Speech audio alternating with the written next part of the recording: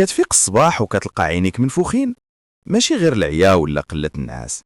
أحيانا كيكون علامة أن الجسم ديالك محتاج اهتمام أو تغيير في العادات اليومية.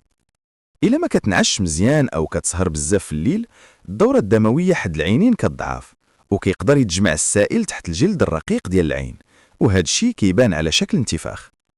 الإكثار من الماكلة اللي فيها الملح بزاف بحال الشيبس ولا الماكلة المصنعة كيخلي الجسم يحبس الماء داخله، وهذا الماء الزائد كيقدر يبان خصوصا تحت العينين. الحساسية من الغبرة، حبوب اللقاح ولا حتى بعض المأكولات كتقدر تسبب التهاب في العينين وتخلي المنطقة اللي تحت العين تنفخ وتولي حمراء.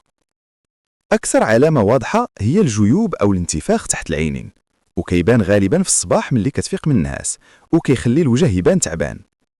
انتفاخ العينين مرات كيجي حتى مع الهالات السوداء والإحساس بثقل أو تعب في العينين، وكيخلي الوجه يبان أكبر سنا. دير كمادات باردة أو حتى شرائح الخيار ولا المنائق الباردة على العينين لبضع دقائق، هاد الشي كيساعد ينقص الانتفاخ ويهدأ الالتهاب.